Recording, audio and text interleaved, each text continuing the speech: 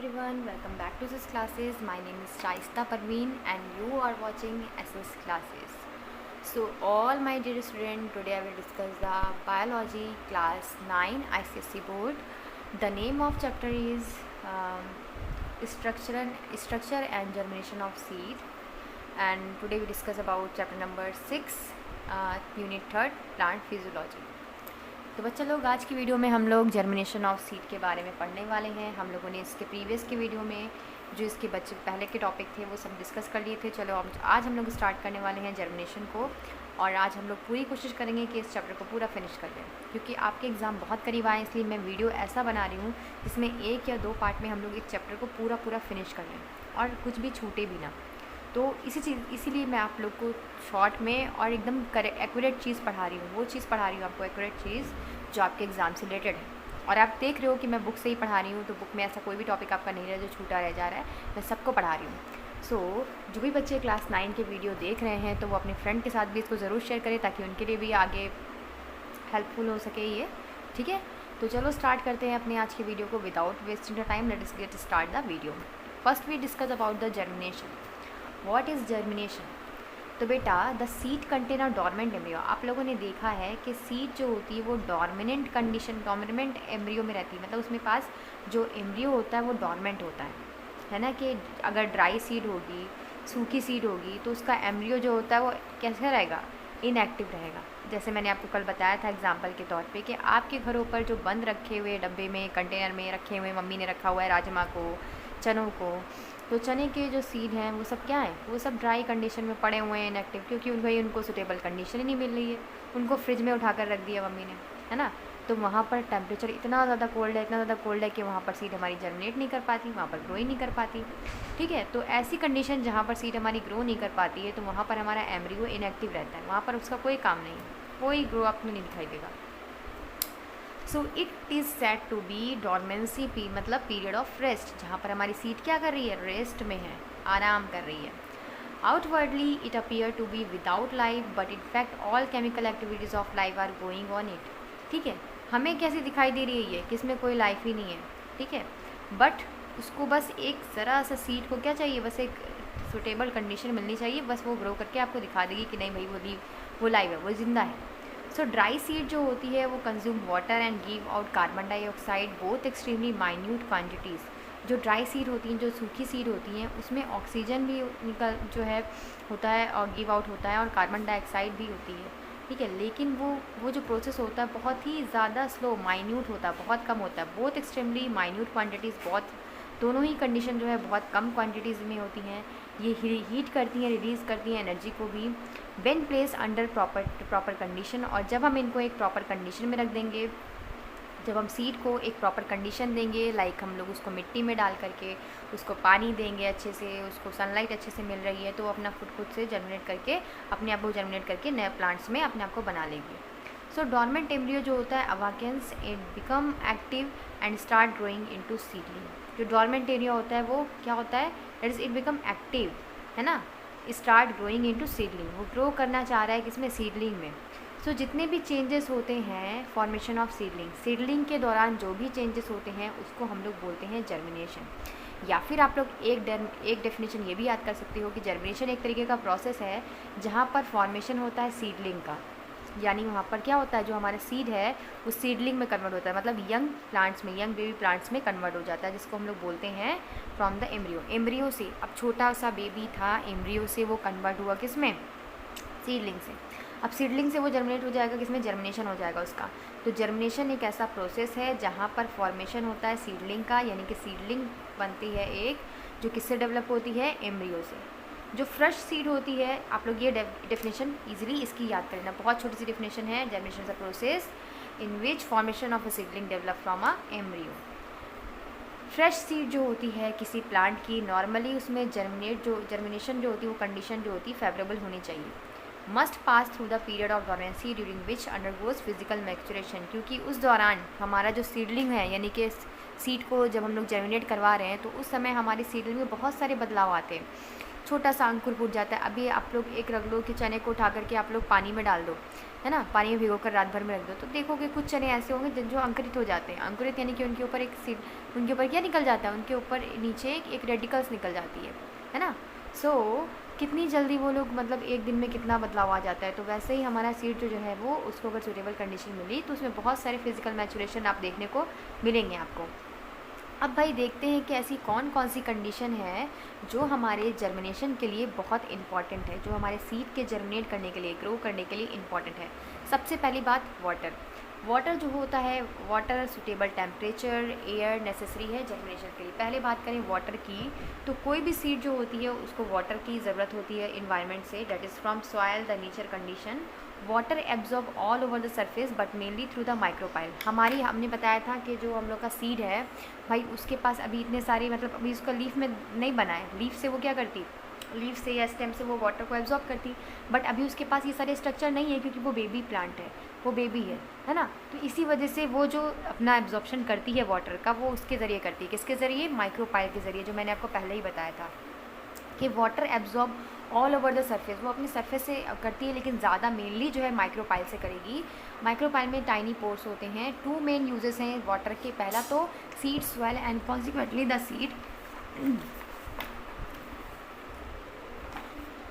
Seed coat rupture elongate radicle come out the from root system, है ना। पहला क्या होगा, वाटर जब उसको अच्छे से मिलेगा प्रॉपर्ली तो सीड कोट को वो रप्चर करेगी, यानी कि उसकी सीड कोट सॉफ्ट हो जाएगी और वो रप्चर होगी, बाहर निकलेगी और उसमें से रेडिकल निकलेगा, यानी कि रूट सिस्टम डेवलप होगा, है ना। दूसरा कि वाटर इसलिए भी ज़रूरी है क्योंकि बहुत सारे केमिकल रिएक्शन हो रहे हैं, लाइक एंजाइम का उस पर एक्ट होना, है ना, लाइक फूड का स्टोर होना, कॉटिलेडन और एंडोस्पर्म का स्टोर होना। सो ये जो है वो डिफ्यूज़ेबल होते हैं, मतलब डिफ्यूज़ करते हैं ताकि वो प्लांट जो है, यहाँ पर जो जितने भी मिनरल्स उसको मिल रहे हैं वाटर से, वो इसका यूज़ करेगा, एम्ब्रियो उसका यूज़ करेगा ताकि वो आगे चल करके नया प्लांट्स बना सके। इसलिए भी वाटर जो है इंपॉर्टेंट है। दूसरा है सूटेबल टेम्परेचर। अब आप लोग सीड को लो, चने को लो, जैसे मैंने बताया कि एग्जांपल पे तौर पे कि फ्रिज में रख दिया, उसको फ्रिज में रख दो, इतना लो टेम्परेचर है, वहाँ पर उसको सूटेबल कंडीशन नहीं मिलेगी तो वो वहाँ पर वो ग्रो नहीं करेगा, डॉर्मेंट कंडीशन में चला जाएगा, यानी कि रेस्ट ऑफ पीरियड में चला जाएगा। बहुत हाई टेम्परेचर कर दिया हमने तो भी हमारा जर्मिनेशन नहीं हो पाएगा, क्योंकि जो उसके जो एंजाइम हैं, बहुत सारे जो एंजाइम होते हैं बहुत ज़्यादा टेम्परेचर में भी काम नहीं करते हैं और बहुत ही कम टेम्परेचर में भी काम नहीं कर पाते। टेम्परेचर ज़्यादा होने की वजह से जो टिश्यूज़ हैं प्लांट्स के, वो सारे क्या हो जाएंगे, जो सीड के टिश्यूज़ हैं वो सारे टिश्यूज़ जो है वो डिस्ट्रॉय हो जाएंगे। हमारे प्लांट्स के लिए एक मॉडरेट टेम्परेचर चाहिए। कितना टेम्परेचर, ये याद रखना, ये मॉडरेट टेम्परेचर, वार्म टेम्परेचर जो हमारे प्लांट्स के लिए चाहिए वो है 25 degree Celsius to 35 degree Celsius. इसको आप लोग अंडरलाइन कर लीजिएगा कि 25 degree Celsius to 35 degree Celsius हमारे प्लांट्स को चाहिए। यूजली फेवरेबल और germination which is also called optimum temperature, इसको हम लोग ऑप्टिमम टेम्परेचर भी कह सकते हैं, एक निश्चित तापमान जो हमारे प्लांट्स को चाहिए, ठीक है। सो सीड ऑफ ट्रॉपिकल प्लांट, जो आप लोग देखते हो कि कुछ सीड होते हैं जो ट्रॉपिकल प्लांट्स होते हैं, वहाँ पे ट्रॉपिकल रीजन में वहाँ पर टेम्परेचर बहुत ज़्यादा हाई होता है, तो वहाँ पर जो है वो लोग ग्रो कर जाते हैं, क्योंकि वहाँ पर उसी की जहाँ जिसके टेम्परेचर ज़्यादा, कुछ सीड ऐसे होते हैं जो हाई टेम्परेचर पे ग्रो करते हैं, कुछ सीड होते हैं जो बहुत कम टेम्परेचर पे ग्रो कर जाते हैं, है ना। तो मेनली मॉडरेट टेम्परेचर जो अधिकतर प्लांट्स के लिए होता है, मेजर प्लांट्स के लिए, वो 25 टू 35 डिग्री सेल्सियस ही होता है, ओके। अब बात करते हैं ऑक्सीजन की। तो भाई बिना ऑक्सीजन के तो हम भी सांस नहीं ले पाते, तो प्लांट्स कैसे जीवित रह सकते हैं, है ना। सो ड्यूरिंग जर्मिनेशन के दौरान जो सेल्स होती हैं उनमें बहुत रैपिडली, बहुत तेज़ी से सेल डिवीज़न हो रहा होता है, सेल ग्रोथ हो रही होती है, तो हमें क्या, उसको क्या चाहिए, एनर्जी चाहिए, है ना। हमें भी तो एनर्जी चाहिए, तो एनर्जी हमें किस फॉर्म में मिलती है, ग्लूकोज ब्रेक डाउन होता है और ऑक्सीजन रिलीज़, हमारी जो ऑक्सीजन है हम लोग इन करते हैं, कार्बन डाइऑक्साइड रिलीज़ होती है, एनर्जी रिलीज़ होती है, तभी तो हमें क्या मिलती है, एनर्जी मिलती है ना। तो हमारे जैसे हमें चाहिए एनर्जी बहुत सारी एक्टिविटीज़ को करने के लिए, वैसे ही प्लांट्स को भी तो एनर्जी चाहिए बहुत सारी एक्टिविटीज़ को करने के लिए। तो ये एनर्जी जो है अवेलेबल कराता है हमको रिस्पिरेशन, जिससे होता है ऑक्सीडेशन ऑफ फूड, जो फूड होता है वो ब्रेक डाउन होता है सिंपल फॉर्म में, हैंस नीड ऑफ ऑक्सीजन। इसीलिए हमारे प्लांट्स को भी क्या चाहिए भाई, ऑक्सीजन चाहिए, चाहिए ही चाहिए। अब यहाँ पर एक कंडीशन दी गई है कि seed sown very deep soil fail to germinate because 2 main reason. अगर हम सीड को, किसी बीज को बहुत ज़्यादा अंदर ज़मीन में गाड़ दें, बहुत ज़्यादा अंदर ज़मीन में जो है उसको डीप सॉयल में हम लोग उसको जर्मिनेट करवाएं, तो भी वो जर्मिनेट नहीं करेगी। क्यों नहीं करेगी भाई, क्योंकि प्रॉपर सप्लाई नहीं हो पाएगा। अब बहुत अंदर डाल दिया तो वहाँ पर उसको ऑक्सीजन ईजिली मिलेगी, नहीं मिल पाएगी रेस्पिरेशन के लिए। दूसरी बात कि वो अपनी जो वाटर भी ठीक से नहीं मिल पाएगा, और वाटर जो है, वाटर से ही उसकी दीवार क्या हो रही थी, सीट कोड कमज़ोर हो रही थी, जब से जिससे वो रप्चर कर रही थी अपनी वॉल को और ऊपर की तरफ पुश कर रही थी अपने आप को। लेकिन जब यहाँ पर insufficient pushing force of embryonic part, यानी कि जो एम्ब्रियोनिक पार्ट्स होंगे उसके हाइपोकोटाइल एंड इपोकोटाइल, जिसकी हमने बात की थी, वो ब्रेक डाउन ही नहीं हो पाएंगे, वो तो सीट जो है वो ऊपर की तरफ आई नहीं कर पाएगी, तो वहीं पर वो दबी रह जाएगी बेचारी, है ना। हाँ, ये हो सकता है कभी कभार ऐसा हुआ जब बहुत सारी नॉर्मल कंडीशन आई कि वो अपने मतलब बाढ़ के ज़रिए ऐसे सीड ऊपर आई धीरे धीरे, तो वो अपने आप को ग्रो कर लेगी, बट बहुत अंदर सॉइल में सीड अपने आप को जर्मिनेट नहीं करवा पाएगी। तो चलो अब कुछ एक्सपेरिमेंट से समझते हैं कि क्या ज़रूरी है प्लांट्स के लिए, है ना। चलो कुछ एक्सपेरिमेंट से समझते हैं।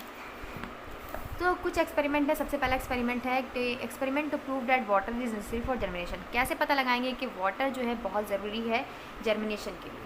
सबसे पहले आपको 2 बीकर लेने हैं, आपको उनको मार्क कर देना है, बीकर ए बीकर बी, आपको ये जर्मिनेट कर देना है।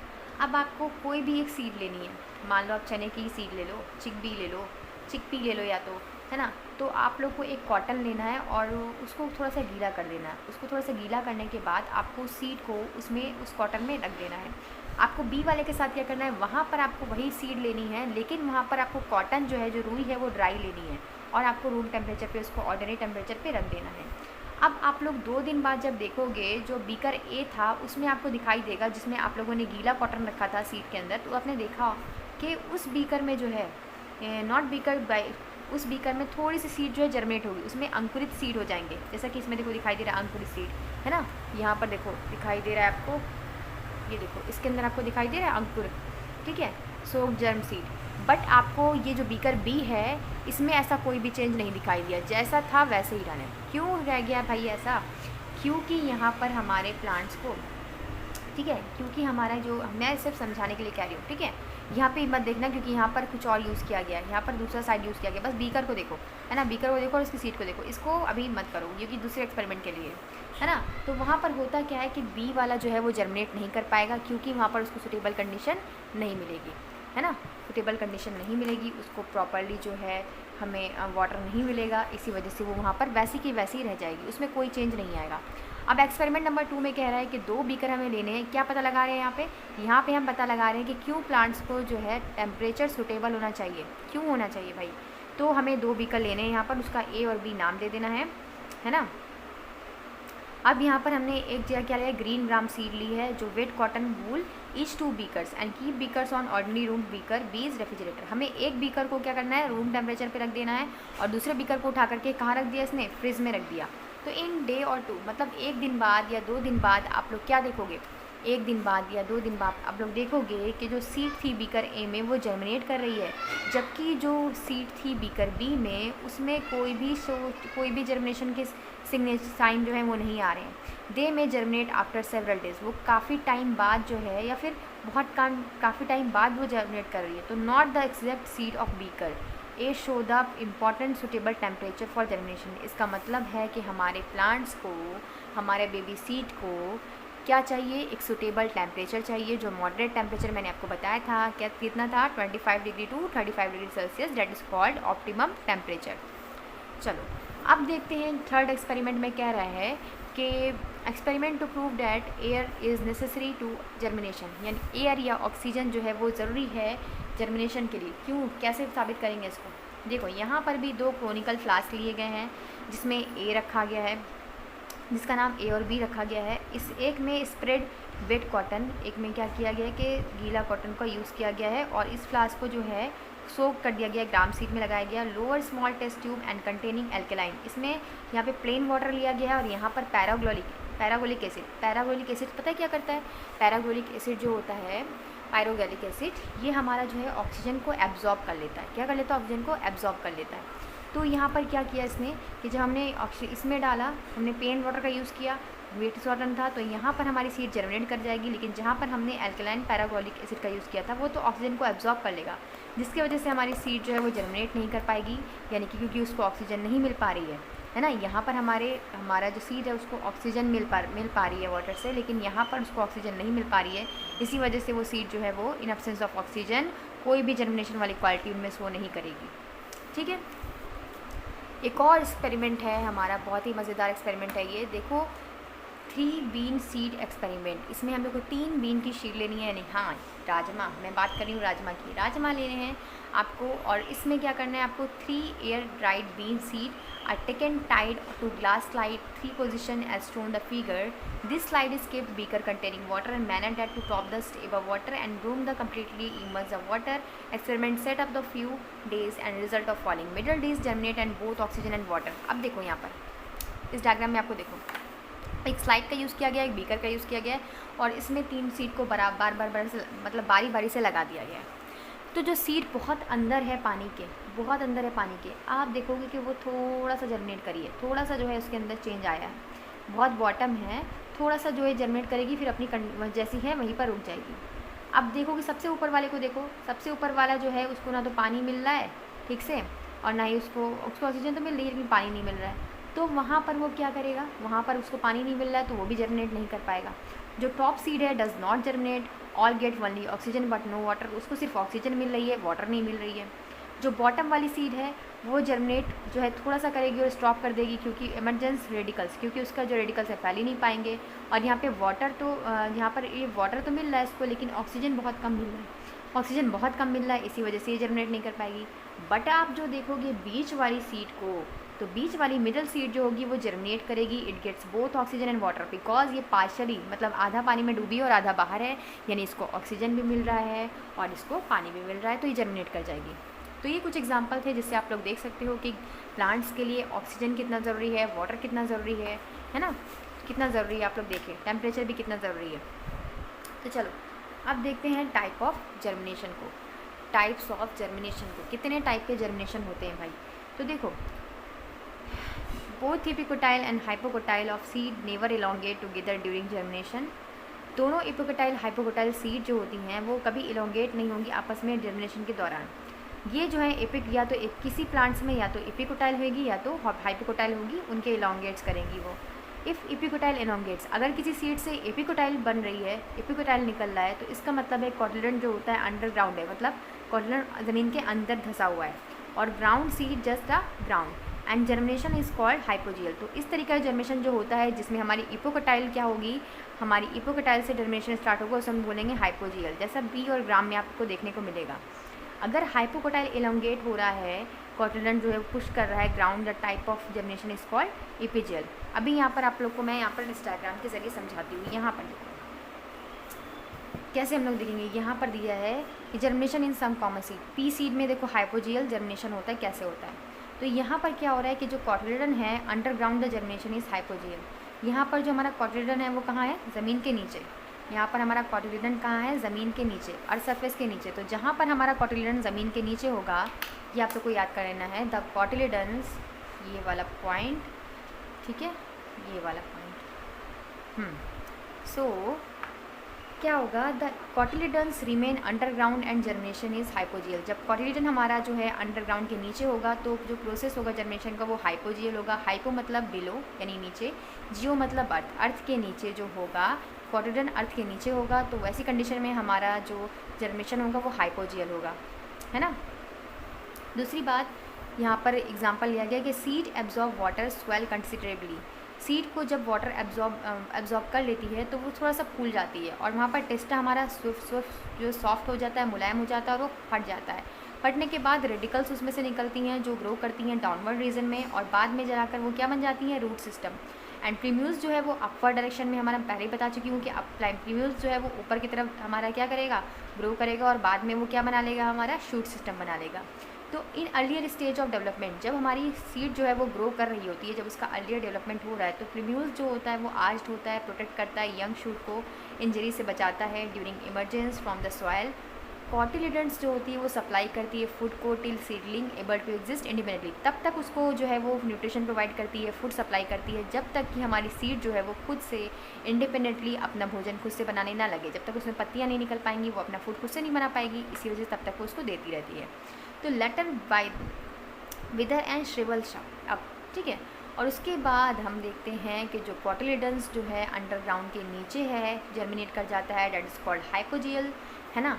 और ये किस में पाया जाता है आपको दिखाई देगा, जर्मिनेशन ऑफ पी सीड में आपको दिखाई दिया है। आउटर व्यू यहाँ पर टेस्टा है, रेडिकल्स हैं, स्टेम है, टैप रूट है। टैप रूट्स यहाँ पे यानी कि हमारा मेन रूट से कई रूट्स निकल रही हैं, है ना। चलो अब बात करते हैं बीन सीड की। बीन सीड में आपको दिखाई दे रहा है वो,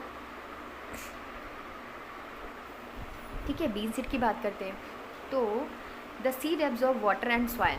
यहाँ पर हमारी जो सीड है वो एब्जॉर्ब करी वाटर और फूस जाती है और रेडिकल ग्रो कर जाती है नीचे की तरफ और रूट सिस्टम बना लेते हैं एंड आर्च। यहाँ पर देखो क्या है, ये वाला रीजन हमारा एपिकोटाइल है और ये वाला हाइपोकोटाइल है। यहाँ पर क्या है, हाइपोकोटाइल, ठीक है। तो हाइपोकोटाइल रीजन जब नीचे की तरफ होगा तो इसको हम लोग बोलेंगे इपीजियल। उल्टा है बेटा, ये याद रखना, उल्टा है यहाँ पर, है ना। कि जब हाइपोकोटाइल रीजन हमारा नीचे की तरफ होगा यानी कि अंडरग्राउंड होगा तो हम लोग उसे बोलेंगे क्या, हाइपो या इपीजियल रीजन बोलेंगे। और जब हमारा, हम लोगों ने देखा यहाँ पर कि जब हमारा जो है क्या हो रहा था, जब हमारा एपिकोटाइल है ना, जब हमारा एपिकोटाइल नीचे था तो हम लोग इसको बोल रहे थे क्या, हाइपोजियल रीजन, ठीक है। सो यहाँ पर आप लोगों ने देखा कि कॉटिलिडन्स हैं, ये हाइपोकोटाइल्स है, एपिकोटाइल्स है, हाइपोकोटाइल्स है। अब यहाँ पर देखो क्या हो रहा है, यहाँ पर हमारा यह है कि हाइपोकोटाइल जो होते हैं वो ग्रो करते हैं forming arch loop above the soil, soil के ऊपर वो दिखाई देंगे। Started bringing cotyledon above the soil. Germination जो होगा इपीजियल, या इपी मतलब ऊपर की तरफ, जियो मतलब अर्थ। जब हमारा जर्मिनेशन अर्थ के ऊपर की तरफ होगा डेट इज कॉल्ड, कॉटिलिडन जो होंगे वो first green leaves and soon fall after the फॉलेज leaves grow, ठीक है। तो उसे हम लोग बोलेंगे इपीजियल जर्मिनेशन। अब देखते हैं इसका एग्जांपल, आप देखोगे मेज ग्रेन में। मेज ग्रेन में जो है वो हाइपोजियल आपको दिखाई देगा। जो ग्रेन होती हैं वो क्या होती हैं, imbibed water and soil considerably the radicle process to protective root. यहाँ पर इसको देखो, जो हमारी रेडिकल्स थी वो बाद में क्या बन गई, रूट में बन गई, और जो लीफ लाइक स्ट्रक्चर था वो किस में बन गया, शूट में बन जाएगा। इसकी जो रूट होती है वो फाइब्रस रूट होती है, मतलब एक ऐसे घने घने जो छोटे छोटे इसमें से रूट निकलते रहते हैं ना। इसमें कोई एडवेंटियस रूट जो है यहाँ पर, न्यू एडवेंटियस रूट जो होती है बेस ऑफ द स्टेम से वो निकलती है। एडवेंटियस रूट्स के बाद फिर बहुत सारी फाइब्रस रूट आपको दिखाई देंगी, हेयर लाइक स्ट्रक्चर बहुत सारा आपको दिखाई देगा। प्रिम्यूल्स जो है वो प्रोटेक्टिव शीट उसकी होती है कॉलियोटाइल, ये पहले ही पढ़ा चुकी हूँ, जो कि ग्रो करेगा अपवर्ड डायरेक्शन में। और द टू प्रोटेक्टिव शीट जो होती हैं coleorhiza and coleoptile may be seen in membranous covering axis of seedling. Seedling पे आपको दिखाई देंगे ये लोग। कॉटिलिडन जो होता है जिसको हम लोग स्कैटुलम में बोलते हैं, जो मेज में कहा जाता है, एब्जॉर्ब फूड, वो फूड को एब्जॉर्ब कर लेता है। And endosperm tail is existed, क्योंकि यहाँ पर एंडोस्पर्म जो है होता नहीं है, इसी वजह से फूड का एब्जॉर्प्शन कौन करेगा, हमारा कॉटिलिडन करेगा या स्कैटुलम करेगा। हाइपोकोटाइल जो होता है does not elongate, germination is hypogeal. यहाँ पर जो है हाइपोकोटाइल जर्मिनेट नहीं करेगा क्योंकि यहाँ पर हमारा हाइपोजियल रीजन हो रहा है, यानी कि इसमें हमारी क्या हो रही है, जो ये जो है ना एपिजियल, यानी कि हाइपोकोटाइल यहाँ पर हमारा क्या है, नीचे की तरफ है, तो इसे हम बोलेंगे हाँ एपिजियल रीजन।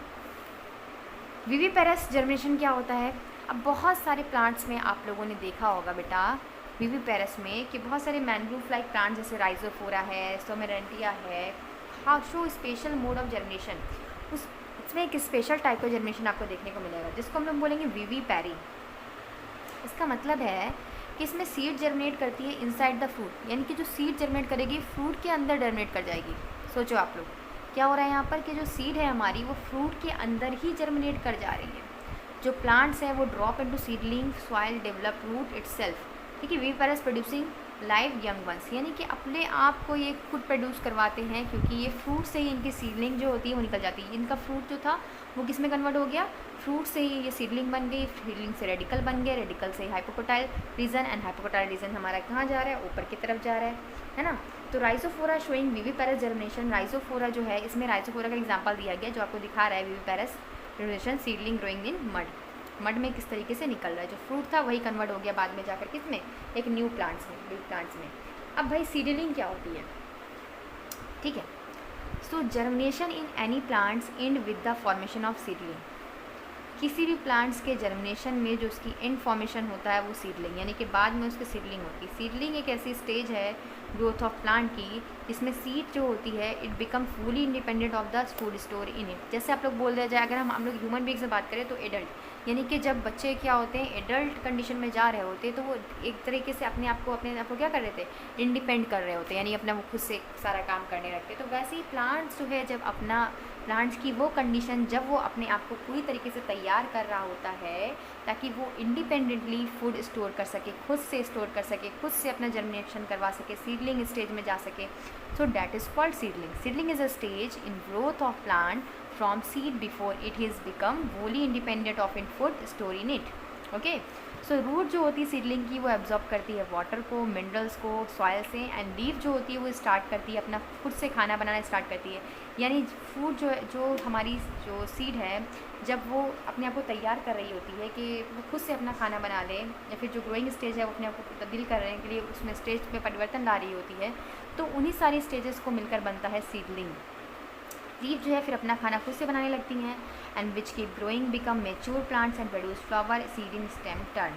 अब भाई हमारा प्लांट जो है जब खुद से खाना बनाने लगा तो हम उसे बोलेंगे कि वो प्लांट्स मेच्योर हो गया है ना, वो प्लांट्स मेच्योर हो गया। पहले वो बेबी प्लांट्स था, वो खुद से अपना खाना बना नहीं पा रहा था, तो उसको चाहिए था क्या, एंडोस्पर्मिक न्यूट्रिशन चाह रहा था या कॉटिलिडन न्यूट्रिशन चाह रहा था। लेकिन जब वो बड़े हो गए, जैसे जैसे वो बड़े होंगे वैसे वैसे क्या होगा, वो अपना खाना खुद से बनाने लगा, यानी कि उसकी एडल्ट स्टेज ख़त्म हो गई।